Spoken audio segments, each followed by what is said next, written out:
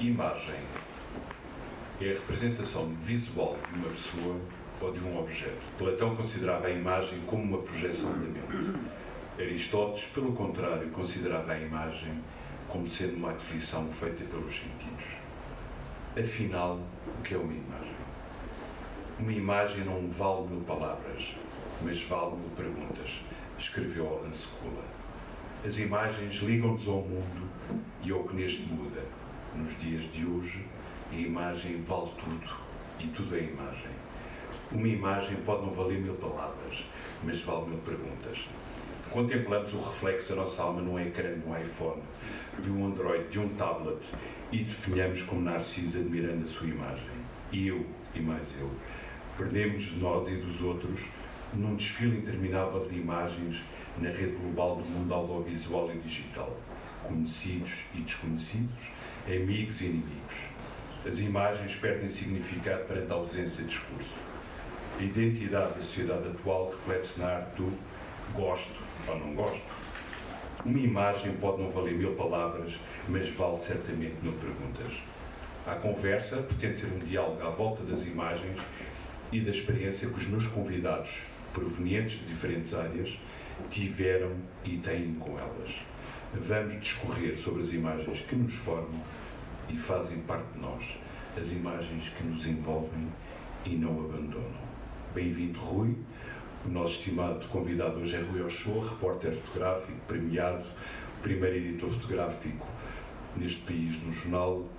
A sua carreira é extensa entre várias posições, entre vários livros e condecorações, e neste momento é o fotógrafo oficial do Presidente da República, Marcelo Rebelo de Sousa.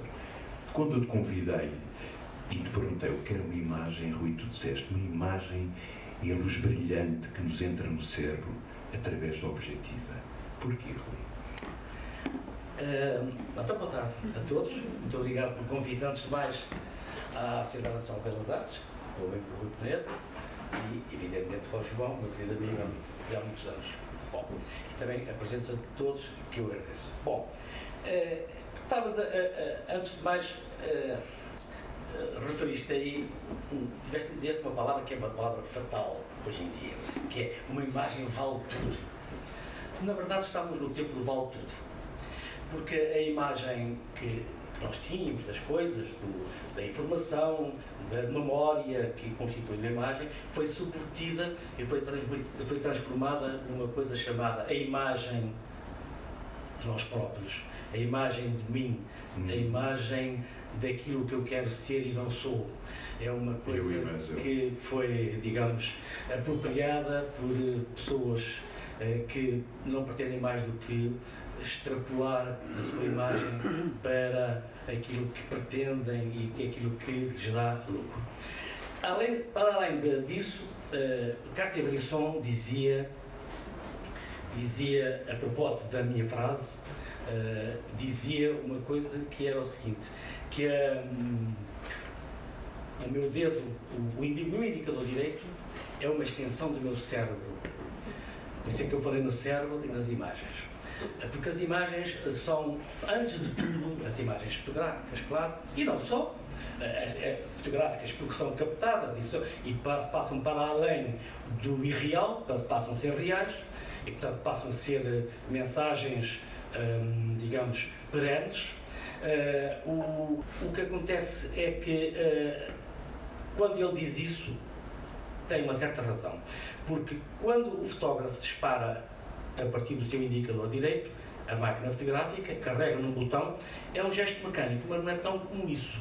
É apenas o final de uma decisão do seu cérebro. Ou seja, o meu cérebro vê qualquer coisa que os outros não viram, seleciona e a partir da câmara capta essa imagem. Se o cérebro entender segundo os conceitos estéticos do próprio fotógrafo, evidente, a fotografia não nasce. Quantas vezes me aconteceu dizer a alguém assim, ai que bonita paisagem, e eu olho e fico completamente paralisado, e as pessoas dizem, então não fotografas? não estou a ver nada. Porque, na verdade, o meu cérebro não me transmitiu essa mensagem que eu queria, digamos, esse estímulo que o meu cérebro me transmite para que eu possa, digamos, aquilo que eu vi, aquilo que eu visionei, possa tornar real e história. Porque a fotografia, a partir do momento em que qualquer imagem é produzida, passa a ser a história, passa a ser um documento daquele momento em que o fotógrafo a captou. E, portanto, essa ideia da imagem, entre aspas, que hoje se desenvolveu, não tem nada a ver com aquilo que nós estamos aqui a falar. É daí que continuo a dizer que a Bresson, quando diz isso, sabia o que estava a dizer. Muito bem. Vamos começar então com as primeiras imagens, e estas são magníficas, que é um Rui Oshua bebê, ainda sem câmara fotográfica na mão, e aqui com uma espingarda. Eu acho que são deliciosas, eu fiz aqui este díptico, Rui. Obviamente tu aqui ainda não tinhas câmara fotográfica, mas aqui com a espingarda... Mas tinha um fotógrafo. Sim, tinha um fotógrafo que carregou no botão e fez com que esta imagem, digamos, que haja esta imagem de mim próprio, alguns anos depois. Não vale a pena. Aqui nesta altura, quando em adolescente, aqui com as tu já fotografavas, Rui? Sim, já fotografava aqui. Eu comecei a fotografar com uma máquina fotográfica que um tio que vivia cá em Lisboa, que era o meu tio Francisco, que era oficial da Marinha Mercante, e que eu só via uma vez por ano. E eu só fotografava uma vez por ano, porque nós íamos fazer férias normalmente para Trás-os-Montes, onde era a terra da Vila Flor, a terra da minha mãe, e nós juntávamos a família toda naquela altura, o mês de agosto e setembro, aquelas chamadas férias grandes que, enfim, os mais novos não sabem o que é, mas nós, os mais velhos, sabemos que nunca mais acabavam, eram férias e estio vividos ao limite. Até as duas aulas começavam no dia 5, 7 de outubro, ou 8, enfim, 5 não, porque era feriado. Bom, e portanto, esse meu tio, Francisco, tinha uma máquina fotográfica daquelas, uma Voigtlander de foco, 6x6, e ele gostava muito de fotografia e levava para as férias. Mas ele não percebia nada daquilo, nem eu. Mas eu tentei. E então, ele deu-me umas pequenas lições e eu comecei a fotografar. Por causa, foi pena não ter dado. Havia uma outra imagem em cima de um burro, uma imagem feita pelo meu tio. Esta imagem foi feita pelo meu tio Francisco, com a tal máquina. E porquê é que esta imagem existe? Esta imagem existe porquê? Porque foi primeiro feito por uma máquina analógica, portanto, filo, e que, digamos que era obrigatório, quase obrigatório, porque senão não conseguia ver a imagem, passar lá papel. O que acontece hoje em dia é muito grave o que está a acontecer. Eu não sei se já estou fugido do tempo. Não. O que está a acontecer hoje em dia? Está a acontecer que esta imagem, se tivesse sido feita hoje, provavelmente, se não tivesse feita por alguém que, digamos, tenha posses para ter um computador, para ter um programa de computador de Photoshop não sei o quê, para ter um disco externo para armazenar, tudo isso custa dinheiro. E, portanto, o que vai acontecer é que nós, neste momento em que estamos a viver, corremos sérios riscos de perder a nossa memória futura, a de hoje e a de amanhã. Porquê? Porque todos nós hoje em dia habituamos a fotografar a partir de um telemóvel. E o que é que acontece? Tudo é feito por telemóvel. Ainda bem que é feito por telemóvel, porque é uma forma das pessoas também expressarem os seus conceitos estéticos. Mas o que acontece é que todos nós fotografamos com o telemóvel, vamos amontoando imagens, amontoando, e vai acontecer a altura em que nós vamos querer fotografar e não temos espaço. Bom, esta aqui não presta para nada, deita fora. Esta também, deita fora. E o que é que acontece? Nós vamos, à medida que vamos fotografando, vamos esvaziando o passado. E vai acontecer que nós não vamos ter fotografias dos nossos filhos, dos nossos netos, dentro de 20, provavelmente 20 anos. Por exemplo, o Benoliel, Joshua Benoliel, um grande fotógrafo dos anos do século passado e que morreu em 1936, foi o homem que fotografou, o 5 de outubro de 1910. Há umas imagens fantásticas dele.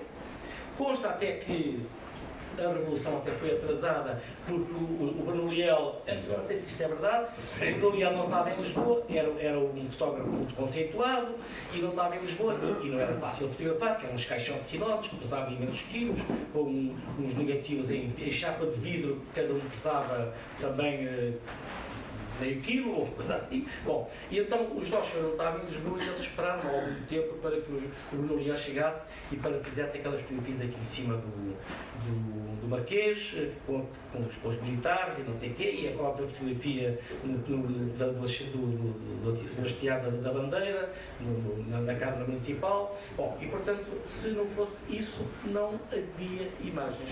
E portanto, vamos ter que rever todos nós esse conceito da imagem, imagem história, imagem, digamos, qualquer coisa de perene que, digamos, nos possa transportar para no futuro termos o nosso passado. Então, muito bem. Passamos agora para a imagem 2, que é esta Ronda da Noite do Rembrandt, uma obra-prima do holandês, porque tiveste uma grande paixão pela pintura. Uma pintura, enfim, são muitas, eu sou um grande apreciador de pintura, tenho algumas coisas, enfim, 3 ou 4 coisas de jeito, sou pobre, mas... Não, tens mais.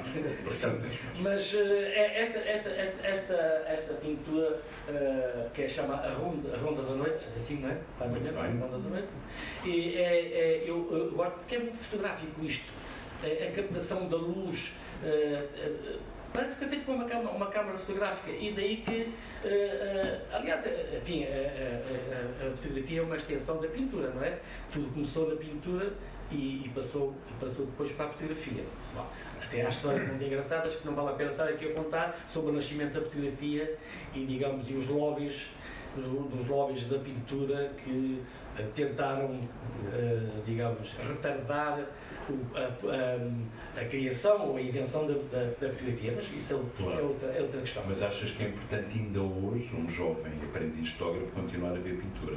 Ou a pintura? É muito importante, porque na pintura está tudo, está a luz, está a estética, tudo o que cabe aqui é um quadrado, mas é mais um falso quadrado, ou num retângulo 2x3 de uma máquina fotográfica, tudo está ali e, portanto, o fotógrafo tem todo aquele espaço para captar aquele momento. E o pintor também teve que pegar naquela tela e meter lá tudo. Portanto, há similitudes estéticas que são fundamentais para a fotografia, e também da intensidade da luz, as cromias, etc. Muito bem. Vamos passar agora para uma das tuas outras grandes paixões, que é a ópera, e eu descobri o Rui, e quero falar um bocadinho da Maria Callas e esta é do Nabucco, que tu viste em Nova Iorque, mas tu gostaste particularmente, não só da música, da partitura, mas da cenografia. Sim, cenografia. Que te impressionou. Eu gosto muito de ópera, sou um grande apaixonado da ópera, enfim, infelizmente não temos ópera em Portugal. Talvez temos uma ou duas por ano, não temos, infelizmente, e quando há está tudo já cheio, porque são muitos, provavelmente os interessados são muito mais do que aqueles que não se interessam, e daí que esta ópera chamou muito a atenção exatamente porque há toda uma encenação por trás, isto são as portas de Jerusalém, e que são encenadas, eu chorei imenso ver esta ópera, chorei imenso, porque é de uma intensidade cromática, do som, tudo, é de facto apaixonante. Muito bem. Passamos agora para esta magnífica obra, duas, aliás, a pus lado a lado, porque para a história da arte e da fotografia, claro, a Donatella é uma pietà, tal aqui como a do Miguel Ângelo. O que é que vês aqui, esta beleza, qualquer coisa de doloroso, de belo, que nos transporta para o recato, para, digamos, a reflexão sobre aquilo que nós somos. E aquela imagem é uma imagem que é das imagens mais reproduzidas na história da fotografia. uma imagem dos anos 30 que foi captada durante a crise, a recessão americana, que foi um grupo de fotógrafos que foi contratado pela Farmer Security Administration, foi um organismo do Estado que resolveu, vejam lá, o que é que eles fizeram, os americanos, nos anos 30. Contrataram 10 dos melhores fotógrafos que havia na altura e disseram-lhes para ir pela América captar a nova América da miséria e da desgraça, que está muito bem retratado num livro que são As Minhas da Ira, e num filme também, que girou aí, e portanto eu gosto muito desta imagem porque está ali tudo, é de facto uma imagem fortíssima, não é preciso ser mais nada, é aquele rosto daquela mãe com os filhos, e a nobreza do rosto dela, digamos, das dificuldades que as pessoas tiveram naquela altura e que tiveram que sair dos seus sítios, dos seus estados, a ir à procura para a Califórnia de melhor vida. Outra das tuas paixões, e pensar à noite agora para passar, é o Picasso e particularmente o Museu Picasso em Barcelona, que falaste não só da obra, mas da própria arquitetura. Picasso é preciso. O Museu de Picasso não tem nada especial, além das obras do Picasso, não é? Mas é mais um museu. Eu curiosamente até gostei muito mais de ver o conjunto de obras que fazem parte do acervo do Museu de Arte Moderna, sim, né? De Nova Iorque, né? Sim. Tem montes de obras do Picasso e eu gosto muito do Picasso.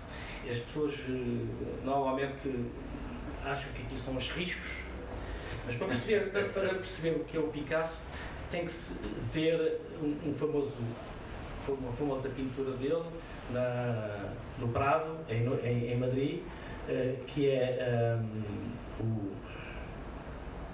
Guernica? Está no Reino Sofia. Tem no Reino Sofia, que é a Guernica, exatamente, portanto, que é o nome de uma aldeia que foi destroçada pelo franquismo, e é engraçadíssimo porque está tudo pedaço dissecado, até era preciso de facto saber desenhar para chegar a este chamado cubismo, né, do Picasso. Outra das tuas grandes paixões, eu penso agora a Matilde, ao cinema. Tu adoras cinema e falamos muito de cinema. E ainda hoje estávamos a falar de um filme de Wim Wenders que eu não conhecia, que é um grande e que é, pelo que me estás a dizer, deve ser fantástico. E aqui temos um dos grandes filmes da história do cinema, Citizen Kane, do magnata, da comunicação social, da grande paixão por um objeto que ele já viram aqui, eu acho que poucas pessoas que estão nesta sala não viram Citizen Kane. Bom, Citizen Kane, antes de mais, é, digamos, uma aula de fotografia. Ver cada uma daquelas imagens do filme, eu já vi o filme 20 vezes, ou 30, sei lá, não faço ideia, vi montes de vezes, e cada vez descubro mais coisas no filme. De facto, é uma aula, uma verdadeira aula de fotografia. E, portanto, para um fotógrafo, para um captador de imagens, é muito, muito, muito importante ver este filme. Como é também importante ver os filmes do Wenders. O Wenders, como vocês sabem, também é fotógrafo. E portanto, é tudo muito fotográfico aquilo, na verdade. E eu, cada vez que vou ao cinema, estão ali duas amigas com quem eu vou muitas vezes ao cinema, eu vou 2, 3 vezes por semana ao cinema, que é uma das grandes paixões que eu se calhar até gostava ter sido realizador de cinema. Agora já é um bocado tarde. Já me estão farto de dizer, mas porque não és? Mas Já é tarde. já É tarde agora. Já é tarde e também porque ser realizador de cinema também, como muitas coisas, é um bocadinho pouco compensatório e eu conheço alguns realizadores que não, enfim, não têm vida fácil. Mas o cinema é, de facto, também, este filme em particular é também uma transposição, digamos, é a utilização também da imagem, da luz, a captação da luz, digamos, ver a luz e captá-la e condensá-la numa máquina fotográfica, introduzi-la a partir da objetiva e ter depois como resultado uma harmonia de luz maravilhosa. E daqui eu faço a passagem para o teu trabalho, não é? Aqui temos imagens históricas, não é? Todas elas aqui de 25 minutos de 34. Queres contextualizar um bocadinho estas duas imagens aqui para os nossos convidados? Eu estive, a mim podem me perguntar onde é que eu estive no 25 de Abril. Sim, exato. Eu estive lá. Eu acho que aqui o meu querido e um grande fotógrafo, Ignácio Lugero, está aqui presente, que também esteve no 25 de Abril e é um fotógrafo do 25 de Abril, um grande democrata e um grande amigo também, e que eu agradeço a presença. Eu, na verdade, no 25 de Abril era um falso fotógrafo, fui um intruso. Meti-me no meio dos fotógrafos brilhantes que havia na altura, o nosso grande mestre João Ribeiro e Carlos Gil, o próprio Gageiro, o Alfredo Cunha, enfim, todos grandes amigos, enfim, exceto um, mas que não digo qual era. Bom, mas eu era repórter de escrita naquela altura, mas como vos disse, desde aquela imagem com a arma de pressão que eu usava com 16 anos, eu tinha a grande paixão da fotografia. De facto, não percebia nada de fotografia. Então, aqui ainda estavas numa redação quando... Sim, estava na redação do Jornal de Notícias de Lisboa, onde fazia crítica de música, de teatro, de espetáculos e nada mais do que isso, até porque estávamos ainda no tempo da censura, não é? E portanto não se podia pôr o pé em ramo verde. Bom, e foi uma coisa engraçada o meu dia de 25 de Abril, porque eu naquela altura colaborava como redator, imaginem, especialista em tauromaquia. Se tivesse aqui alguém do PAN, matava-me. Bom, e então, eu gostava muito de tauromaquia, hoje em dia já não gosto muito, enfim, porque tenho outros interesses. Mas tinha ido, eu colaborava com um jornal de tauromaquia e tinha ido a Vila Franca de Xira no dia 24 de Abril, uma noite de toiros lá em Vila Franca, ou em Santarém, uma coisa assim. Bom, eu tinha que escrever para outro dia a peça cedo, porque o jornal era um jornal semanal, fechava naquele dia. E eu resolvi sair de casa às 7 da manhã para vir para Lisboa. Eu morava na Amadora e vinha de comboio, não tinha carro ainda, era um jovem, não tinha ainda tempo para ganhar dinheiro com um carro. E encaminho, vou pela rua onde morava e de repente há um amigo meu que era todo de esquerda, que eu sabia que era todo de esquerda, eu também era, mas não dizia, também era um bocado difícil dizer, e então ele veio lá de cima e vai assim, Rui! Ele morava no 8º andar, Rui! E eu olhei para cima, o que é? Pum! Pum! Eu disse, é? E eu chego à estação da Amadora, 0 passageiros. Aquilo ia ser pejado de gente, pejada, a abarrotar. E fui ali com mais 2 malucos na carruagem às 7 da manhã. Assim, o que é que se passa aqui? Sim. Não havia telemóveis, ninguém sabia nada do que se passava. Cheguei à estação do Rossio, 0 vazio total. Nem para cá nem para lá. Assim, o que é que se passa aqui? Subo a calçada do Carmo, aquela calçada, pela ali em cima tem o Alarme do Carmo, que era o caminho que eu fazia todos os dias, 0 vazio. Entro na redação do Jornal de Notícias na Rua da Misericórdia e estava tudo a trabalhar. todos, mesmo aqueles que chegavam a trabalhar à tarde, estavam a trabalhar. Disse, o que é que se passa? E diz-me assim, é a revolução. E eu tive conhecimento que era a revolução às 8 horas da manhã. Bom, imediatamente fui para a rua, levei a máquina fotográfica e andei a fazer fotografias. Bom, poucas foram as fotografias que eu fiz. Fiz aquela, a minha primeira fotografia é aquela na Rua Augusta. É uma fotografia que até nem o Inácio fez. O Inácio não estava lá. Imagem, é um exclusivo mundial. Estava no sítio mais importante. Eu estava no sítio errado, diga-se passagem. Bom, eu ia para lá, de facto, tinham dito que havia lá, enfim, coisas para fotografar, mas não passei disto aqui e depois fui para lá com o carro, onde eu estive todo o dia, e assisti aos acontecimentos todos. Bom, esta imagem aqui do Salgueiro Meio tem uma particularidade muito interessante. Esta imagem esteve na gaveta 50 anos. 50 anos na gaveta, nunca foi publicada. E em 1973 eu publiquei um livro, que se chama 7499, para os que estejam interessados, que é um livro muito interessante sobre a minha carreira, 7499, e eu estava a escolher negativos aqui com a minha filha, que está aqui presente, que é a minha curadora, e às tantas descobrimos esta imagem, e estava também o meu amigo Alfredo Cunha, e descobrimos esta imagem, assim, quem é isto? Sei pá, não faço ideia. Porque eu nunca via, quer dizer, não liguei, porque até estava um bocado desfocada e tal, não valorizei. E vai assim o Alfredo, este gajo é o Alfredo, é o Salgueiro Meio. E é na sua primeira conferência de imprensa é que ele dá no lado do Carmo. Conferência de imprensa é que eu, Alfredo Cunha, falhei. Tu tens aqui um documento histórico. Bom, imediatamente digitalizámos aqui e acabou por revelar-se, de facto, uma imagem, para mim, uma imagem icónica da Revolução. Enfim, há coisas mais importantes, mas os pobres, olha, é o que têm. Pronto. Esta também é uma imagem tirada lá no Lago do Carmo. O que acontece é que eu tenho poucas imagens, porque eu tinha 2 filmes no bolso, 72 imagens, e rapidamente as gastei. Qual era o filme? Era o Kodak. XT400, não é? XT da Kodak, que é um filme fantástico. E eu tinha 2 filmes, um na máquina e outro no bolso.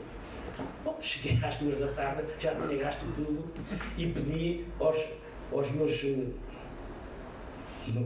camaradas, não, porque eu não era fotógrafo, a estes, que lá estavam, importantíssimos, e pedia 3 ou 4 filmes. Ninguém me deu um filme.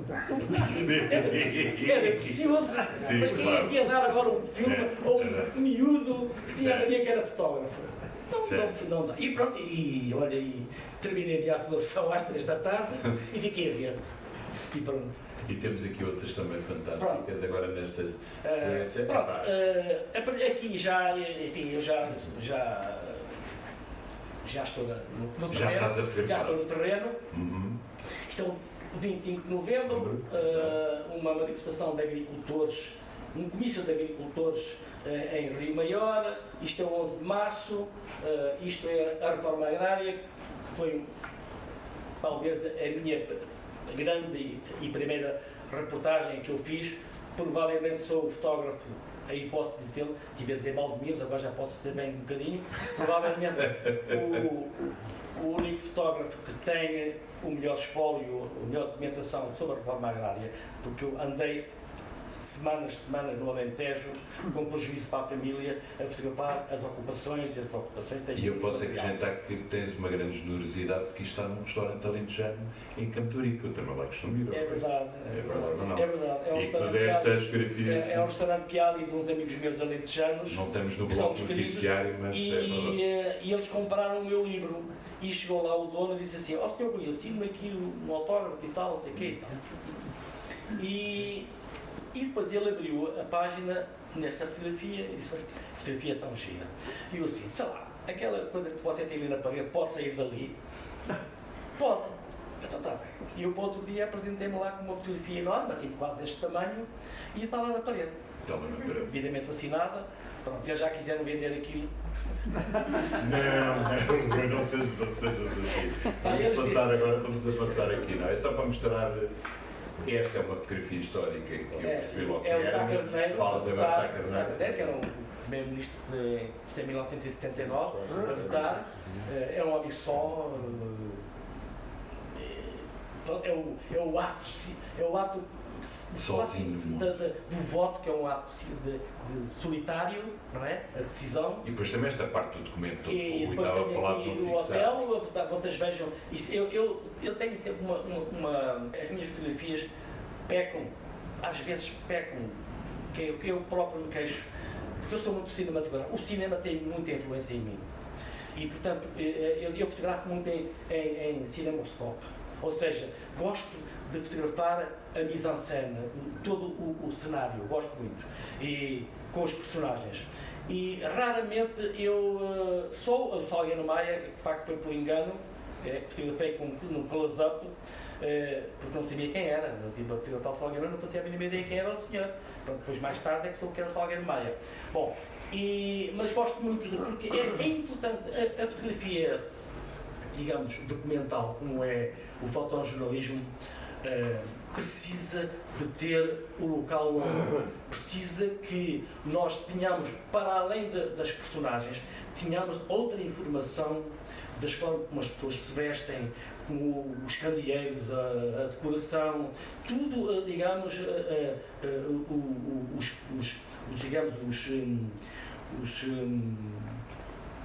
os documentos que se nos deparam e que são, digamos, que marcam uma determinada época. E eu gosto muito de fotografar assim. Daí que, por exemplo, esta imagem, eu tenho uma fotografia muito bonita do hotel na noite do dia 23 de novembro de 75, um dia e pico antes do chamado golpe de 25 de novembro. Eu fotografei às 3 da manhã no Copcom, que ele era o comandante do Copcom, que era uma polícia militar um bocadinho abusador. E então, esse grande comandante, está no meu livro, aliás, está no livro, não está? Está. Ele a fumar, um homem também muito só, enfim, isto também tinha uma história muito interessante, mas não vale a pena, não há tempo para isso. E daí que eu preferi pôr aqui esta imagem, exatamente porque tem os fotógrafos, tem ali alguns amigos nossos, tem ali o Vasconcelos, enfim, tem por ali muita gente que nós conhecemos e vê-se como é que eram as máquinas fotográficas na altura, enfim, tudo. Eu pretendo sempre, nas minhas fotografias, dar o máximo de informação das pessoas para que elas possam ler as fotografias. As fotografias devem ser lidas, devemos parar. E depois lá vamos àquela coisa das 1000 imagens, das 1000 palavras, que é muito importante. As pessoas devem parar para ler, porque todas as fotografias têm uma leitura, para além, digamos, da estética que nos pode inebriar e nos pode até inebriar e ludibriar em sentido, se calhar, errado às vezes. Que esta era a Assembleia, estava sempre cansado, porque a Assembleia funcionava non-stop, funcionava até às 2, 3 da manhã, era uma loucura, mais loucura do que é hoje. Aqueles que são mais novos não se admirem, porque isto hoje não é nada. E esta também é uma coisa completamente inesperada, que é o polícias contra polícias, nos anos 80, 80, e porque os polícias reivindicavam determinados direitos e o ministro resolveu, digamos, atacar a manifestação com carros de água e pronto, e foi uma imagem completamente diferente. Vamos continuar agora também com outro set, esta fantástica e icónica histórica também. Exatamente. Esta não é a fotografia que está no livro, porque eu tenho exatamente 16 imagens dos acontecimentos da Marinha Grande. Fui o único fotógrafo que estive presente. Eu falhei, eu estava a falhaste. Também tinha outra história, mas não vale a pena, porque é muito engraçado. Era muito engraçada a história, porque para ser um bom fotógrafo de jornais é preciso ter, primeiro, informação, instinto e saber exatamente o que quer. Eu, quando fui fotografar neste dia de janeiro para a campanha de Mário Soares, eu sabia exatamente o que queria, onde é que queria fotografar. Eu sabia, não tinha informações nenhumas, não havia informações nenhumas, mas eu sabia que naquele dia iam acontecer coisas muito desagradáveis para Mário Soares na Marinha Grande. Eu recordo que naquela altura vivia-se um período de fome na Marinha Grande, um desemprego, uma grande crise, uma crise pior do que aquela que nós tivemos ultimamente com a Troika, muito pior. O desemprego na Marinha Grande atingiu cerca dos 30% dos trabalhadores que lá viviam. As fábricas de vidros fecharam todas. E o Mário Soares, quando aparece na Marinha Grande, teve uma recepção um bocadinho violenta. E eu sabia que ia acontecer alguma coisa. Normalmente, na campanha eleitoral, o que é que acontece é que os jornalistas andam em caravana, atrás do líder, e eu andava sempre à frente. Tu também andaste alguma vez, se calhar, à frente também, certeza, porque à frente é que acontecem coisas, porque atrás já aconteceu. É daí que eu, nesse dia, resolvi, eu fui à Nazaré, na Nazaré houve lá aqueles bailinhos das marinhas e não sei o quê, que é tudo muito bonito, e eu meti-me no meu carro, andava sozinho, e fui, e quando cheguei e vi aquilo, bom, estacionei o carro num sítio seguro e esperei. Aparece o Mário Soares e pronto. E fotografei e entrei lá para uma fábrica com ele e não saí dali com a máquina fotográfica porque, evidentemente, saísse era liquidado. Pronto. E meti as máquinas fotográficas. Pronto, lá está, também tive que raciocinar um pouco o que é que podia acontecer. Meti as máquinas num carro da polícia, que estava lá dentro, da segurança do Mário Soares, e vim apanhá-los depois, vim apanhar o meu carro e vim apanhá-los depois no hospital de Leiria, porque foi lá o chefe da segurança foi atingido na cabeça. Não. E, portanto, esta fotografia é do conjunto das fotografias que eu resolvi trocar, que a outra, de facto, é mais, digamos, esteticamente é mais, plasticamente é mais interessante, mas esta tem mais informação. Tem mais informação. Até Leiria ali, ou Vieira de Leiria, ou o que é aquilo.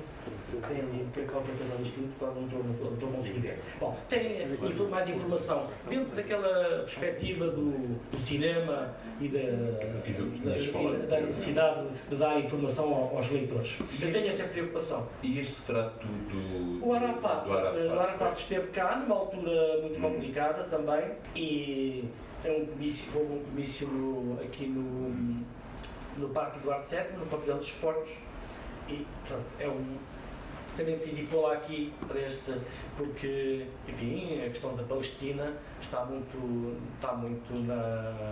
nas notícias por más razões, e o genocídio está a bater. Eu estive na faixa de Gaza 2 vezes, uma delas tive um dia muito crítico, foi no dia em que mataram, na noite em que mataram Isaac Rabin, que era o primeiro-ministro de Israel. Eu estava na faixa de Gaza com o Mário Soares presidente, estávamos lá, e digo-vos que por acaso descobriu-se a tempo que tinha sido um lunático de Israel, um radical, que tinha morto o Isaac Rabin, porque tivesse sido alguém dos palestinianos e eles tinham bombardeado, não sei se bombardearam, mas tinha havido problema. E eu decidi, enfim, por aqui, porque eu não sou muito militante das coisas, mas sou sensível porque o que está a passar na faixa de Gaza é inqualificável. Exatamente. Vamos passar agora aqui, eu juntei estas 4, eu adoro estas 4, isto é que Lisboa é Isto é Lisboa dos anos 70. Este bairro alto é incrível, dos minutos, é que estamos a falar daquelas imagens italianas também, claro. Do neorrealismo. Isto é maravilhoso, este é do Júlio de Matos, não me engano, onde eu andei um dia inteiro sem ninguém saber a fotografar. O fotógrafo também tem que... Enfim, alguém sabia, mas não quem devia saber.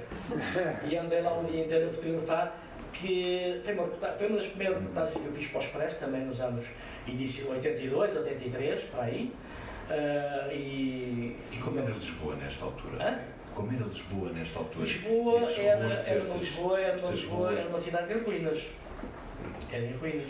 Lisboa só é uma cidade brilhante, uma cidade branca, como dizia o Wenders, só há 10 anos. Porque Lisboa era uma cidade em ruínas. Eu lembro de uma reportagem que eu fiz aqui na Avenida da Liberdade, desci a avenida e contei 50 prédios devolutos, completamente abandonados, e depois subi para o lado oposto e contei mais uns 40 e tal. Havia 100 prédios em ruínas na Avenida da Liberdade. E hoje em dia não há um que eu saiba que esteja a cair, pelo contrário, está tudo muito bonito. E pronto, Lisboa era de facto, o bairro alto eram só putas e bêbados e jornalistas.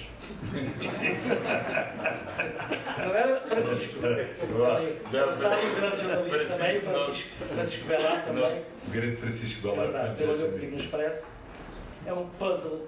Isto é um barco virado ao contrário. Foi uma situação noticiosa que fascinou o país. Vinham excursões de todo o país ver o Tolan. E o Tolan está ali virado ao contrário, parece uma baleia. E teve ali 2 anos. 2 anos. E vinham excursões, paravam caminhonetas para o Tolan. O que era isto de excursões? Houve várias tentativas para o virar, ao contrário, várias tentativas, e eu tive em todas elas, foram para aí umas 20. Chegava lá um patelão que vinha da Holanda, não sei o quê, e começava a puxar e partiam-se os cabos. Pronto, mais um mês. E foi muito engraçado. E os jornalistas também têm que ter alguma resiliência, não é? Ia para lá com a expectativa de virar. Mas fiz a imagem de virar. Fiz, não falhei. Ok.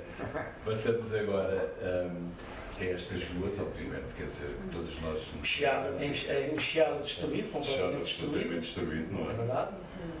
Eu tenho imagens desde a madrugada, com tudo a arder, mas entendi que esta imagem isto parece Gaza. Esta faixa de Gaza, não é? Isto é absolutamente incrível. Tudo destruído e hoje em dia, felizmente, está tudo recuperado. Esta Este imagem é é de um personagem que eu adoro, que é um gênio da música, que eu cantava quando vivia no Porto. Tínhamos 17, 18 anos, cantávamos em casa de um amigo nosso, cantávamos, um deles tocava guitarra e cantávamos as canções, tínhamos um livrinho cor-de-rosa que era proibido, com as canções todas e cantávamos todos sussurrando as canções olha lá, cuidado que a vizinha do lado nos manda aqui vir a piso, era muito engraçado. Eu não sou muito militante, mas acontecia algumas coisas, mas não sou muito militante. E, portanto, enfim, é uma pequena homenagem ao Zeca Afonso, que é até a minha neta, que tem 10 anos, adora o Zeca Afonso e até canta e tenta tocar no piano as músicas do Zeca Afonso, porque de facto era um gênio da música. Exatamente. Lá está a informação toda, como tu dizes, mas eu gosto imenso aqui do olhar. Eu fui o primeiro fotógrafo também a chegar ao o General Yanes era o Presidente da República naquela altura e então o que é que aconteceu? Ele foi para lá num avião C-130 da Força Aérea e eu fui ao Figo Maduro, que é o aeroporto militar, que o Inácio sabe onde é, e fui lá para tentar ir no avião com ele, porque não havia aviões para lá, estava tudo parado. E eu disse... Pois que não é, pois ao Rui naquela altura? Não, C-130. Ok. C-130. E disse assim, ele era presidente? Sim, claro que era. O senhor presidente, leve-me consigo, você não tem roupa, não tem nada, não interessa. Então, mesmo para aí. Sim. E fui o primeiro lá a chegar. E foi uma coisa engraçada, que essa viagem foi muito marcante para mim. Muito, muito, muito marcante. Havia uma personagem que eu detestava, que aparecia na televisão, que era o Vicente Jorge Silva. Eu detestava aquele homem. Era um tipo arrogante, horrível, não sei o quê. O Vicente. E eu entrei para o avião e tal, cheguei aos Açores e tal, e andei todo dia a fotografar. E fui ao aeroporto enviar fotografias para um avião militar para Lisboa, os filmes e não sei o que mais e tal. E no dia, à noite, estávamos no hotel todos, chegaram os primeiros jornalistas, nos quais vinhas tu, vinha o Batista Bastos, vinha o Vicente Jorge Silva e outros que tais. Às tantas, nós estávamos todos a jantar e veio assim o Batista Bastos, que eu conhecia muito bem. O Vicente para o Batista Bastos. Olha lá, tu conheces aí desses gajos que andam aí, algum fotógrafo, para me fazer umas fotografias para o Expresso? Olha, está ali aquele puto. Aquele puto é muito jeitoso. E o Vicente chegou a pé de mim, olha lá! Exato, olha lá!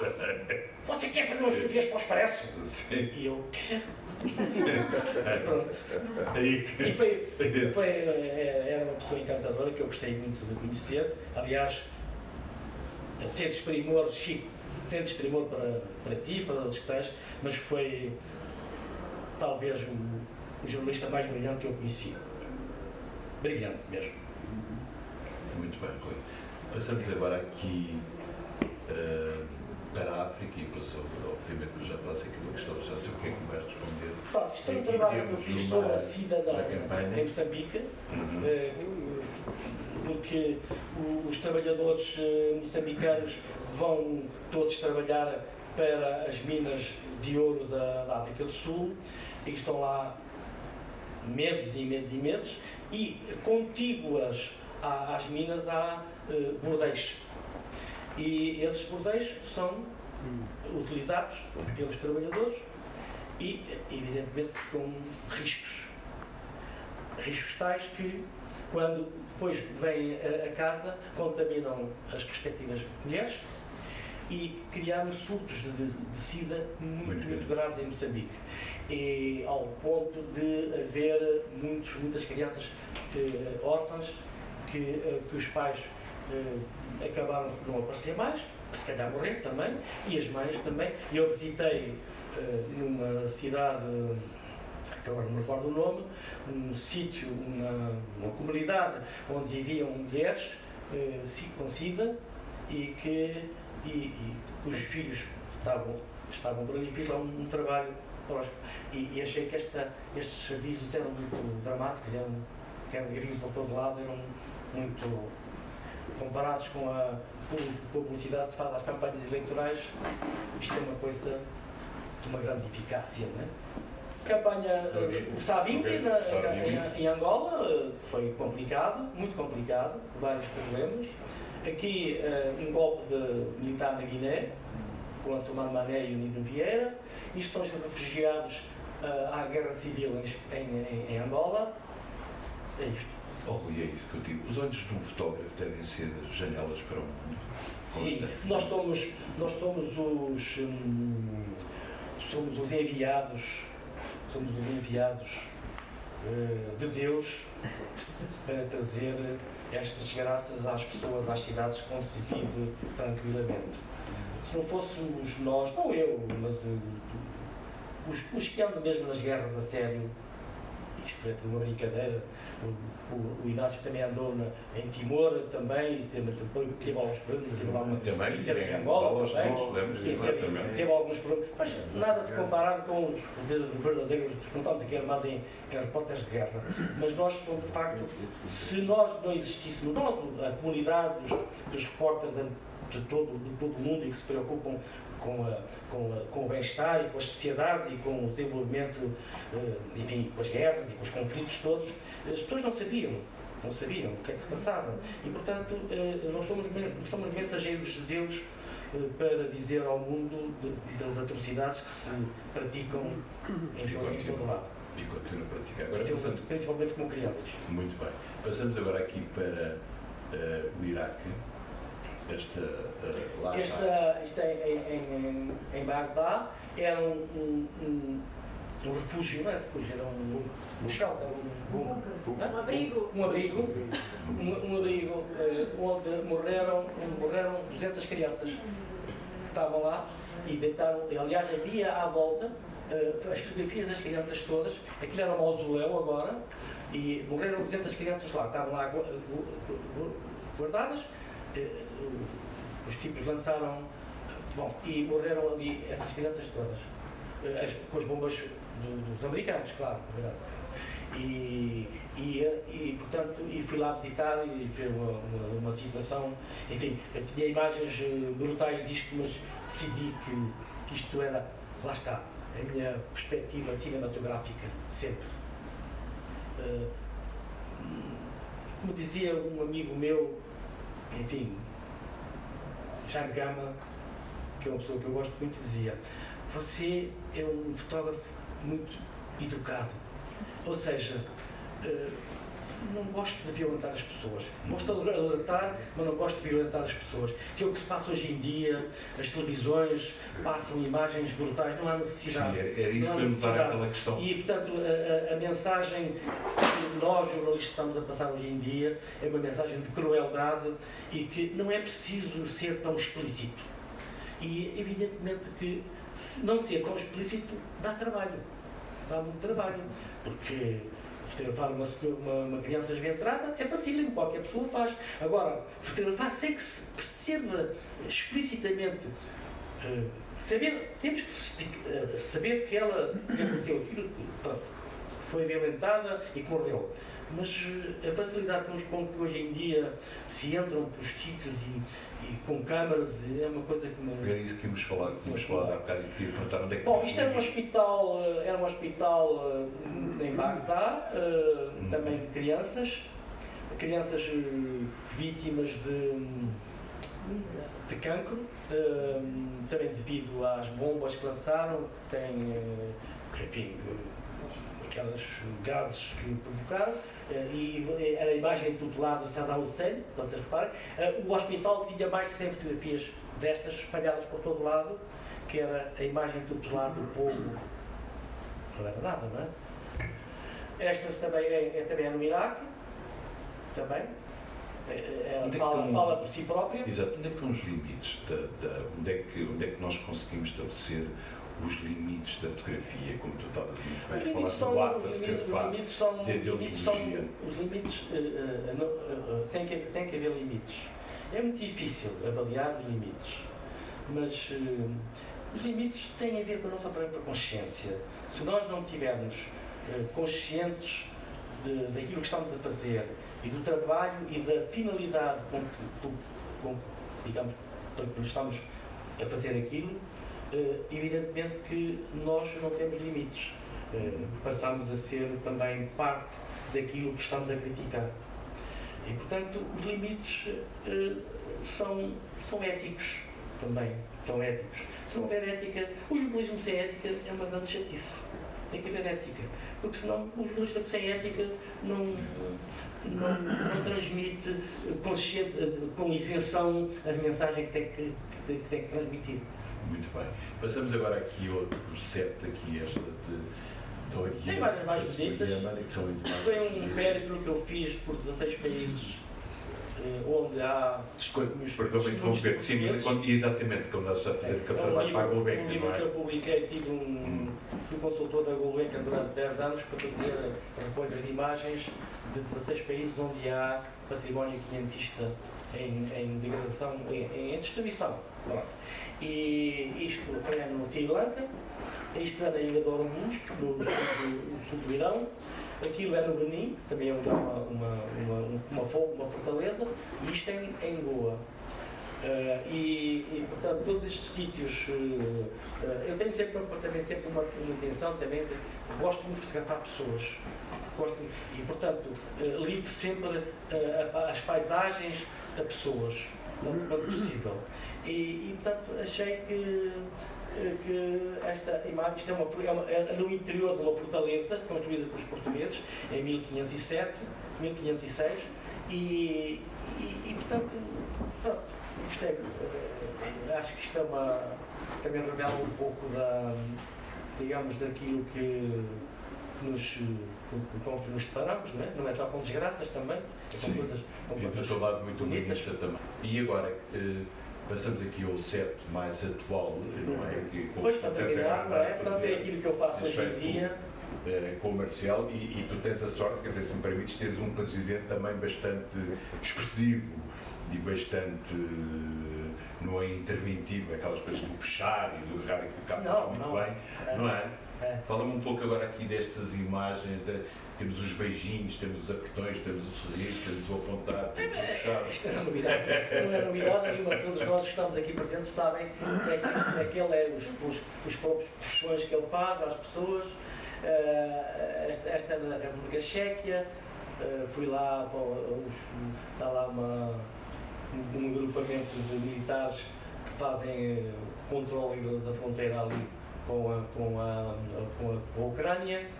Portanto, estão num sítio estratégico onde controlam essa parte. Pronto, isto são imagens do cotidiano da presidência. Muito bem. E entretanto, queres explicar, aliás, pessoas o que está ali em cima daquela coluna, que eu peço sempre aos meus convidados para escolherem um objeto, e trouxeste aquela pequena maravilha. Depois, quem quiser pode observar mais de perto, aquela Brown é uma Kodak. Vocês sabem que, os mais velhos sabem, antigamente nós referíamos a uma máquina fotográfica como uma Kodak. Eu tenho lá uma Kodak em casa, era assim. Não havia outras marcas que não fossem, digamos, a Kodak. A Kodak era porque de facto é a primeira máquina que aparece, digamos, industrializada. Aquela é uma máquina fotográfica da Kodak, tem uma história muito interessante. Quando a fotografia foi inventada em 1825,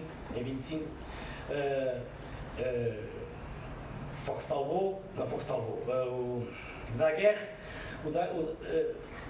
enfim, teve todo um desenvolvimento, teve as suas peripécias muito aborrecidas por causa dos investimentos e não sei o que mais e tal. Bom, mas entretanto a fotografia foi evoluindo, os ingleses tiveram o Fox-Talbot, inglês, teve essa, digamos, desenvolveu mesmo como indústria e como arte a fotografia. Acontece que os americanos, a partir do início do século XX, começaram a entrar no negócio. E começaram a entrar no negócio por uma via muito interessante, que é a dos consumíveis. Os consumíveis o que é que são? São o papel fotográfico, os químicos e os filmes. Bom, e portanto, para que houvesse fotografia e houvesse consumo de consumíveis, passa para a redundância, o que é que era preciso? Era máquinas fotográficas. Mas ninguém tinha máquinas fotográficas, porque eram muito caras. E então, os americanos da Kodak, Eastman Kodak, o que é que resolveram? Fizeram uma máquina que custava $1. Aquela máquina custava $1. E então, toda a gente comprava, era $1, valia o que valia. E as pessoas começaram a ganhar o gosto pela fotografia a partir da máquina de $1.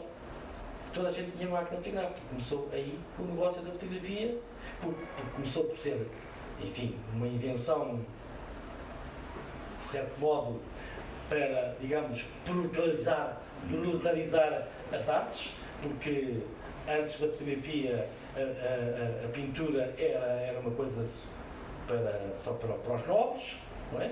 Que ninguém tinha dinheiro para pedir um retrato a um pintor daquela altura, não é? Portanto, a fotografia veio proletarizar isto, veio chegar ao ponto de aqueles digamos, industriais da altura da Revolução Industrial, que eram ricos por via digamos, da nova realidade económica que se projetava na Europa, não tinham ainda, mesmo assim, não tinham dinheiro para usufruir dos favores estéticos de um pintor. E então começaram a ir aos estúdios dos fotógrafos. Uma pintura custava $500, ou sei, não interessa, não um número de grandeza, e uma fotografia custava 10. E portanto, a partir daí, e por isso é que, digamos, quando a fotografia, só para terminar agora um bocadinho de história, quando a fotografia aparece, há uma grande relutância por parte digamos, das classes mais superiores, porque, digamos, a fotografia vinha, digamos, como disse, proletarizar as artes. E, portanto, E isto é tudo muito bonito enquanto for só para alguns. Quando é para todos já não tem interesse nenhum. E daí que eles sabotaram sempre o Daguerre, que era francês, o próprio nome indica, inventou a fotografia e propôs apresentar o invento à Academia de Ciências. E a Academia de Ciências, como estava feito com, pronto, eram os grandes iluminados, sabotaram porque era preciso muito dinheiro para desenvolver a fotografia, muito dinheiro mesmo. Então sabotaram o negócio. Só o Daguerre morre e só o filho do Daguerre é que consegue propor, muito tempo depois, porque arranjou algum dinheiro. O Daguerre morreu na miséria por causa disso. E o filho, entretanto, consegue levar à Academia, é aprovado finalmente, em 30 e picos, é aprovado finalmente a fotografia e depois os ingleses, a partir do Fox Talbot, que é um senhor, que desenvolveu a fotografia e foi por aí fora. Rui, a fotografia para ti é tão fundamental como respirar? Faz parte de ti? Vou-te explicar. É assim, eu não consigo olhar para ninguém sem pensar numa fotografia. Tudo o meu olhar é fotográfico, mesmo que não tenha máquina fotográfica. Eu idealizo, eu tenho milhões de fotografias no meu cérebro que nunca fiz. Da tua primeira câmara. E portanto é como se fosse uma escravatura, bela escravatura, que digamos, que me limita o meu olhar.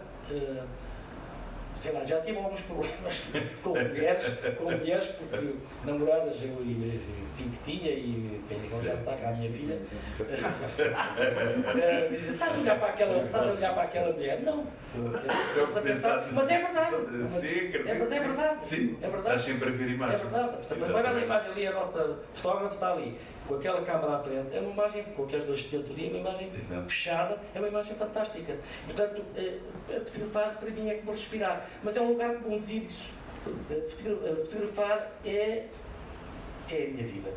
Muito bem. O escritor francês, o Stendhal, quando andou por Itália, quando viu os frescos de Giotto na cadeira, começou-se a sentir mal, ele sentiu assim um arrebatamento perante a natureza. Tu já sentiste isso perante uma paisagem, perante uma obra de arte que te comovesse tanto? Sim? Não é uma obra de arte, é um cenário. Voltando outra vez ao cinema, todos nós já vimos western americanos e aqueles filmes do John Wayne normalmente aparecem sempre num cenário do deserto, né? o chamado Grand Canyon. Uhum. E eu estive nesse sítio. Mas estive nesse sítio no Monument Valley, que tem aquelas rochas que parecem uns elefantes, com umas trombas. Nós já todos vimos, estão lá ainda há milhões de anos, estão lá, ou milhares de anos, não faço ideia, estão lá, e eu estive nesse sítio e só lá pude estar 1 hora. Eu precisava de estar 10 dias. E arrastaram-me dali, porque estava com um grupo e que tinha que ser, porque estava incluído num extenso cordão de automóveis que o primeiro não avançava sem o segundo e por aí fora, e portanto eu estava no meio e é de facto de respirar. E eu tenho essa imagem em minha casa, não na minha casa onde vivo, mas noutra casa que tenho, que é uma imagem grande, deste tamanho, e olho para ela e digo, meu Deus, é isto. E quero lá ir outra vez, porque Grand Canyon não tem ninguém, não tem pessoas, é só nós e a natureza. E eu sou um grande amante da natureza. E outra das tuas grandes paixões, que tu me disseste que eu não sabia, é a poesia. E quando eu te pedi para escolher um texto ou um poema, falaste logo do Allen Ginsberg e é para aí deste livro que tu tens e que foste comprando e que foste oferecendo aos teus amigos e que eu escolhi para ler aqui com esta imagem. A nova imagem. poesia americana, que tem aqui os grandes os grandes autores da Beat Generation, o Kerouac, o Ginsberg, enfim. E comprei este livro em 1973, imaginem. Junho de 73. E já dei para aí uma dúzia de livros destes, porque agora nem faço ideia se vende ainda, não é? Mas há anos eu ofereci porque marcou-me muito. Marcou-me muito. Eu sou um grande. Agora já não tanto. Primeiro porque já lá fui muitas vezes, sou um grande americanista, gosto muito da América. Não propriamente da América, eu conheço muito da América, muitas cidades. Vivi lá alguns tempos, tive um grande trabalho para a Flávia e andei lá 2 anos a fotografar, desde uma costa à outra. E sou um grande apaixonado pela América, mais pelos espaços que não pelos americanos, sinceramente. Não sei se existem americanos. Depois disso. Bom, mas há um poema do Ginsberg que me fascinou e que eu li todo o tempo, desde 73, não sei que idade é que tinha, 73, não vale a pena estarmos a imaginar, mas é um poema que eu acho que tem muito a ver com o momento que estamos a viver. Eu acho que o Francisco vai lê-lo. Tomem atenção. Vou ler então para vocês, o poema é grande e eu e Rui optámos por uma parte aqui com esta imagem por detrás, de seu título América. América, dei-te tudo e agora não sou nada. América, $2,27 em 17 de janeiro de 1956. Não aguento a minha própria mente. América, quando poremos fim à guerra entre os homens. Vai-te lixar com a tua bomba atómica. Não me sinto nada satisfeito. Não me chateies. Não vou escrever o meu poema enquanto não estiver perfeitamente equilibrado. América, quando serás tu, Angélica? Quando é que te despes? Quando é que olharás para ti através do sepulcro?